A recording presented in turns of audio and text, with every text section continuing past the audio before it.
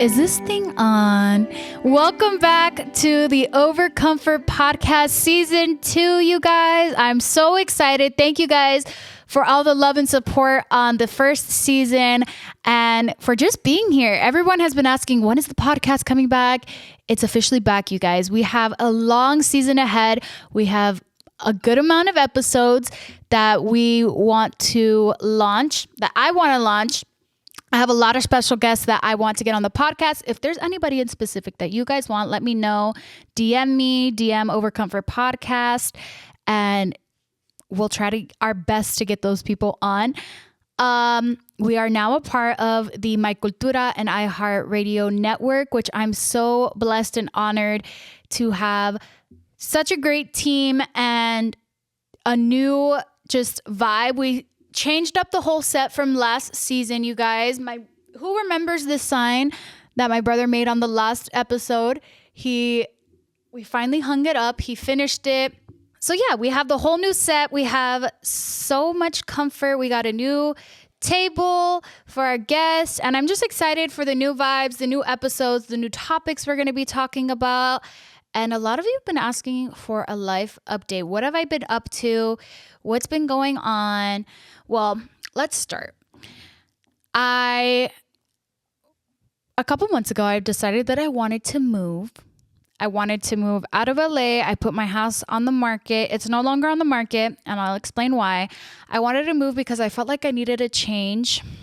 I don't know. I felt like I was getting bored of LA, and I wanted something different, and I still do, but I took it off because I felt like I wasn't done here. Like there was work that still needed to be done, like emotionally, family way, in a family way. Work started getting crazy again, and then the podcast, like I just didn't want to leave it there. I wanted to start again and connect with you guys. I've been going live on TikTok, you guys. I've gotten so much support there. It's insane. So shout out to my TikTok fam as well. I've met new friends. I've met Shadi Bay, Jose, Wilito. I love them. I love them so much. They've been a part of the friendships and family. And one thing I want to clear out as well, because a lot of people say like, oh, you're clout chasing off of them. And it's like, no, like, first of all, I don't need the clout. Second of all, I care for people and I want to help them grow. I really want to help Shadi get to another level.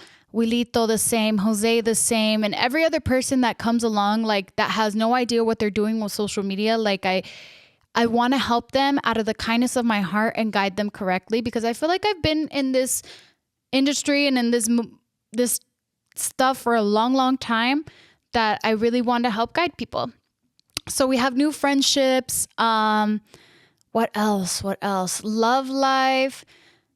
Love life has been the same, you guys. I've been single, but I feel like now that I'm 25, I'm going on 26. I just want to I don't know. I want to find something new. Maybe I'm not completely closed off. I'm very particular. Like I just want someone to love me for me, to be on the same level as me as well. Like whether they're famous or not, like I just want to feel like that person is with me for me and not for the fame or for the money and all this stuff. Like I want to be able to cater to someone and feel like a princess as well.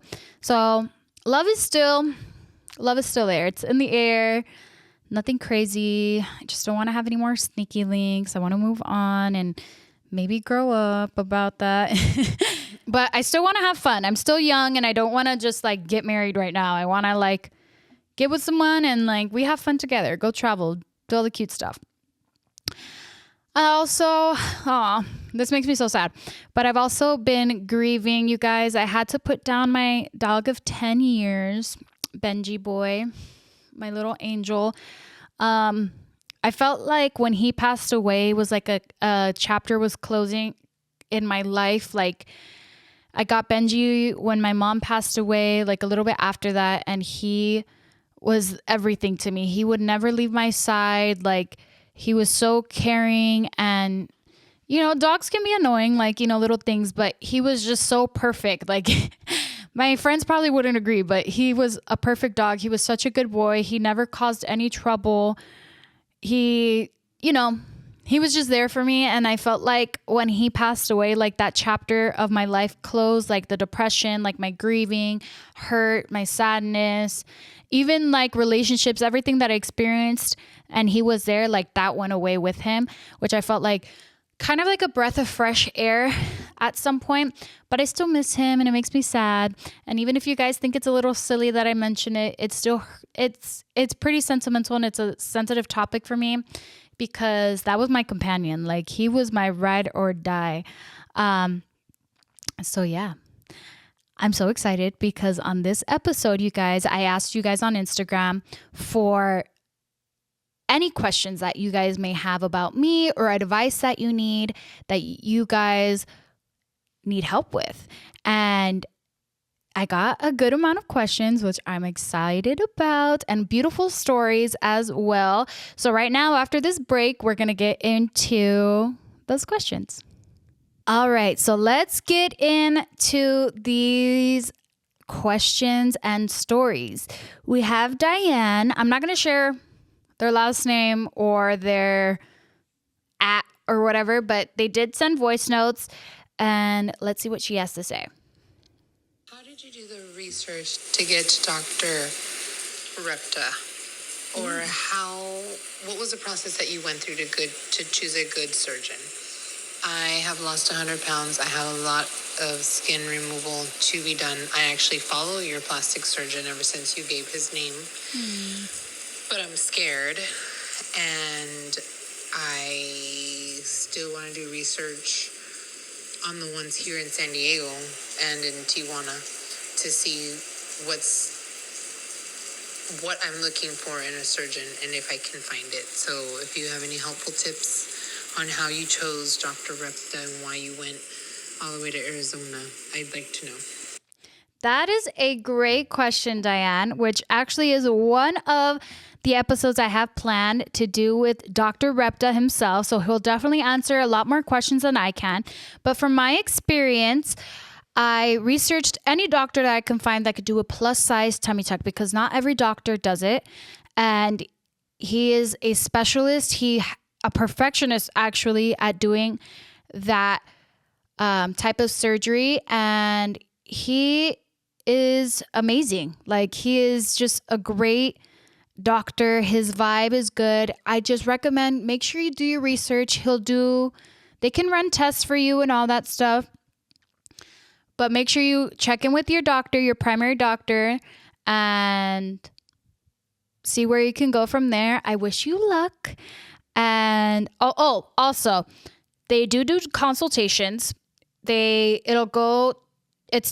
think it's $250, and that price will go to your surgery as well. So just so that you know, and they're great. The whole team is nice. And yeah, thank you, Diane, for your question. Let's move on to Sandra. Let's see what she says.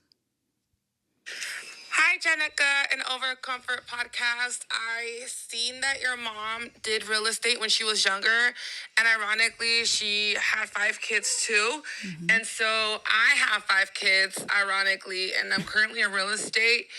Is there any advice that you would give me in terms of real estate? Because it has been getting tough, especially being a single mother of 5 kids and having to do it all by myself. What advice would you give me?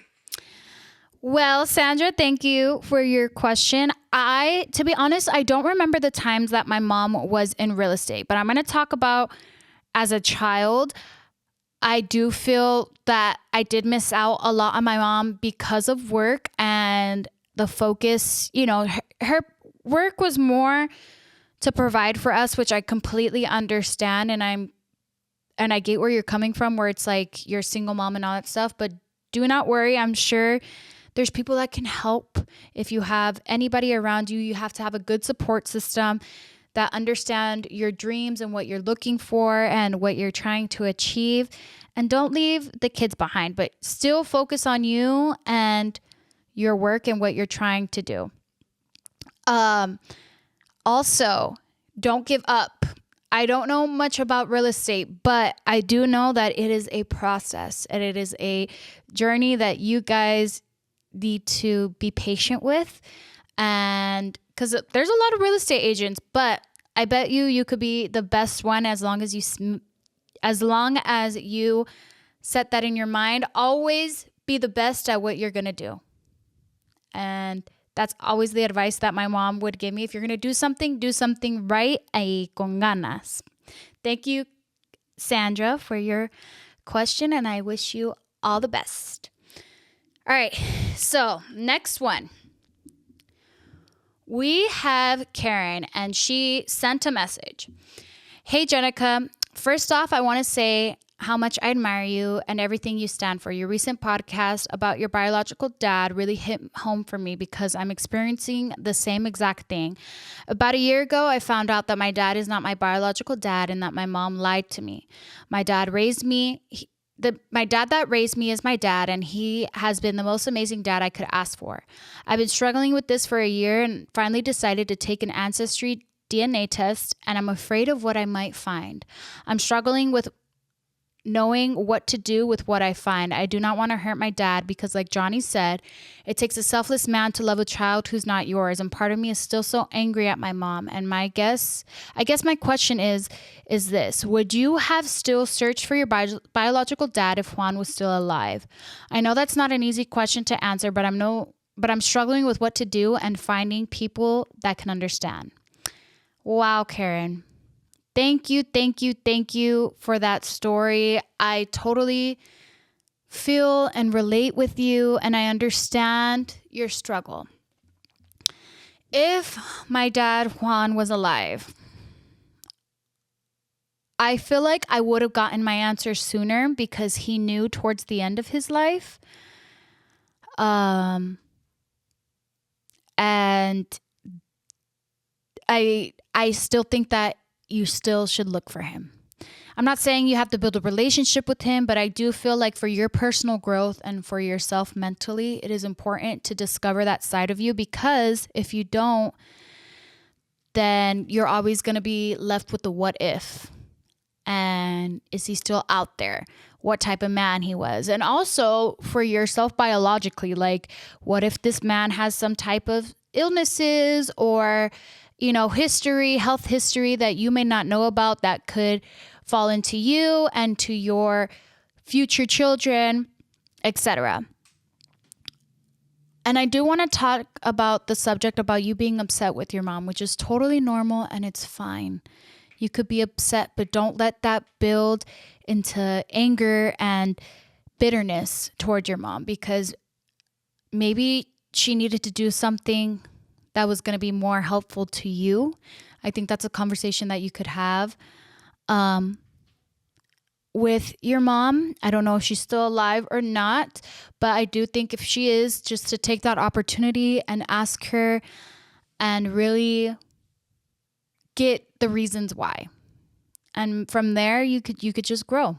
Because for me, it's like, I know who I am now. I know that I'm going to be okay. I know who this man is. And we move on, and that's okay. But I do recommend that you don't let fear drive you out of finding out your truth. I wish you the best, Karen. Okay, then we have Myra. Let's see. Hi, this is Myra. I am calling out of Texas. I would like to have some advice on getting through a divorce. I am filing for divorce tomorrow, which is my birthday. My lawyer is the only date that he had available. And so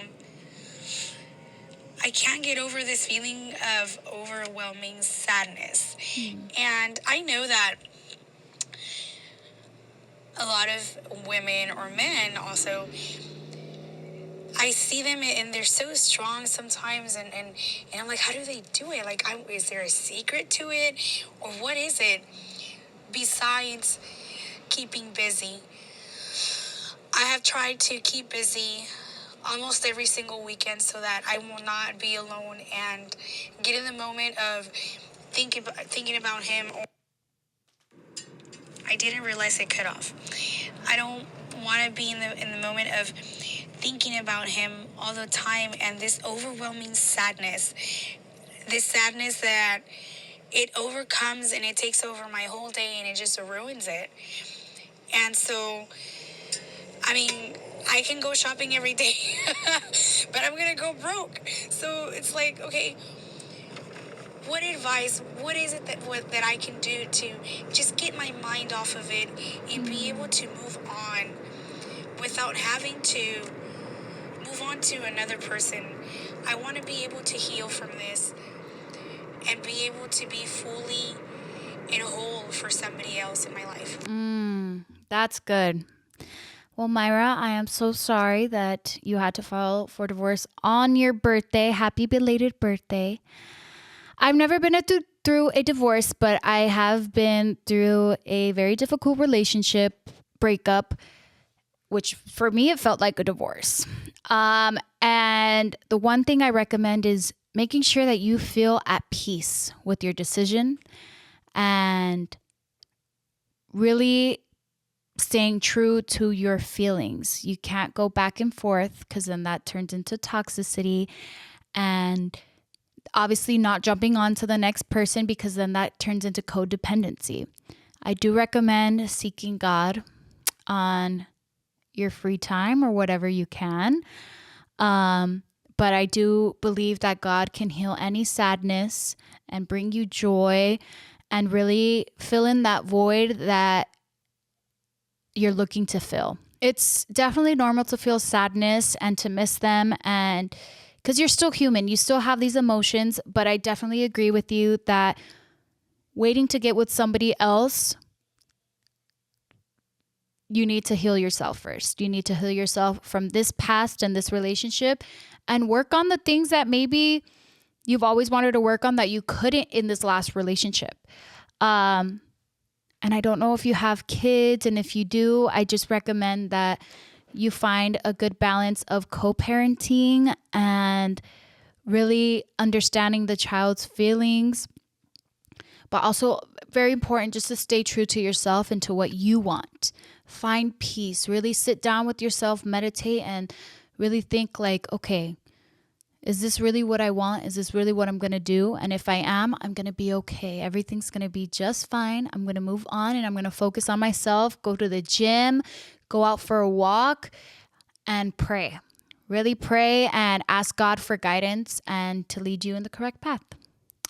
I wish you the best, Myra. Okay. Erica. Hi, Jenicka. My name is Erica, and I love your podcast, first of all. And I'm just so proud of you and everything you have accomplished and everything you continue to accomplish. With all that said, my question for you is, how did you get out of your comfort zone to start a podcast? I have been thinking for years now to start a podcast with both of my parents to kind of just talk about our traumatic, wild childhood and how we've all overcome that and how we can be in a better place or where we are now. So I just wanted to see what your thoughts are. How can I get out of my comfort zone? Where do I start? I love how courageous you have been, and it's so inspiring. Thank you. Love you. Bye. Aw, thank you so much, Erica. That was a great question as well. And I thank you so much for listening and staying up to date with the podcast. It means so much. Well, if you know me, a lot of people know that I am not much of a talker, and it took me a while to be vulnerable.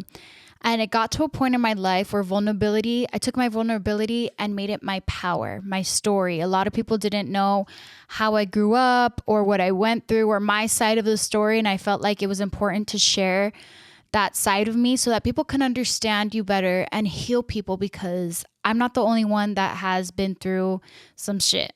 And if you and your parents have been through a lot, I definitely recommend sharing those stories, because there's a lot of people that can relate and be healed. For me, it's more about healing people as well and connecting, and also showing them how far you've made it, like from those traumatic, horrible things that you went through and the craziness, like what you did to get there, and not letting the fear of starting a podcast take you away from actually doing it. You just do it, and whether you get 1,000 listeners or 10,000 listeners or 2 listeners, they're listening. There's people listening and watching, and at least you got to share your story and help someone in the same situation.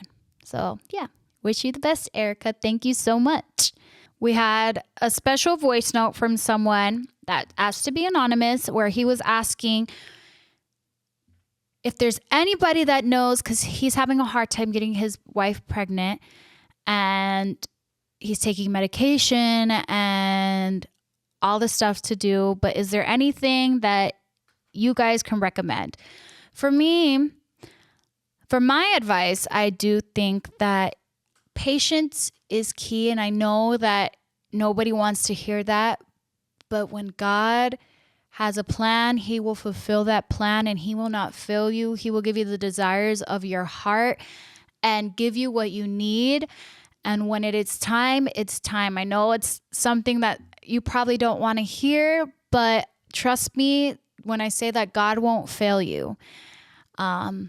Obviously, taking care of yourself, making sure that everything is good physically, mentally as well, you're getting enough sleep is really important. But just also be patient with yourself. Don't fully take the blame. Things happen. And if not, there's alternatives, and that's okay. But just be patient. God is by your side, and I have faith, and I will pray that God will bless you and your beautiful wife with a baby. Okay, let's see the last couple ones that we have. This is from Nancy. Okay. Hi, I came from your IG story. I would love some advice on how to grieve from a loved one's loss. I lost my girlfriend, my soulmate, in 2021. She was murdered, and the fact that no justice was served has me dwelling on things, and I can't move forward with my life. Nancy, I'm so sorry for what you're going through, and I send you lots of light and love and wish you nothing but joy and happiness. I know that it is a hard time for you, and coming from a person that has grieved a loss, especially with my mom, it was unexpected, and I'm assuming that this was unexpected as well. You're kind of dealing with why. Why did this happen? Why did this happen to her? Why did this happen to me? And you get upset with God, but I encourage you that, again, God has a plan. And I know it sounds very like, why would God do this to me? But you're going to grow out of this. You're going to see something, a big shift, a change in your life where God's going to bless you, and you're going to learn that maybe this had to happen in order for you to move on. And I'm sure that she is in a very happy place and is in joy and not has to worry about the troubles that are going on here. I know it hurts. I know it's painful that you want to live a beautiful life with her, but this is the life and the plan that we are given. And I promise everything is going to be okay. And you're going to see the greatness and beautiful things that are going to come out of this. And yeah, I'm so sorry. I'm sending you a lot of love and comfort, and I encourage you just really focus on yourself and your healing and journal about it. Write about your pain, about what you feel, and really give it up to whatever higher power you believe in, God or whatever, and just let him take control of it. I send you lots of love, Nancy. All right, for our last one, we got Itzel. Itzel says, how do you feel about being single? I'm 25 and single, and sometimes I feel like I'm running out of time, especially with all the pressure from family and society. First thing, are you going to marry, or are you going to be with this person, or is your whole family going to be with this person? Is the society going to be with this person? No, because it's just going to be you and that person. And I feel like that's what matters the most, that it's just you two and what you guys want for each other. You're not too late though. I've met people that are in their 30s, their 40s that are still single, that have had divorces, that have kids and have a hard time, and that's okay. The time will come and you'll find a beautiful person to love you. As long as you're happy with yourself, you're focusing on you. I feel like that's what's going to happen to me. I'm 25 and I'm single too. When I am in a very comfortable place, I have my routine, I go to the gym, I take care of myself, and I have no problems, that person will come into my life and we'll live a happy life together. There's no rush. Because then when things are rushed, they don't end up good half of the time. And we don't want that. So yeah, I just recommend that you take your time and really just focus on yourself and really just let it be and enjoy the time that you have alone. Because once that person comes into your life, you're going to miss being single. So enjoy your solitude, love your life, go have fun, go out for a drink, hang out with your friends, and just be patient. Maybe one night you're out with your friends and some guy will come to you, but you know that you went for yourself and just to live a happy, beautiful life. Thank you guys so much for all these awesome questions. I'm really, really honored that you guys came to ask me for advice and for guidance. I hope I answered them and gave the best advice that I could and that you guys got something from it. I'm excited for this season 2, you guys. We have so many good episodes. We've already filmed so many for you guys to enjoy, and I can't wait for you guys to watch them. So make sure you guys comment down below who you guys want to see, what topics you guys want to hear, any questions that you guys may have. And I can't wait to see you guys on the next episode. Make sure you guys follow, subscribe, leave a review, and follow OverComfort Podcast for all the updates, for all the good tea on who's our next guest. And I will see you guys in the next episode. Bye.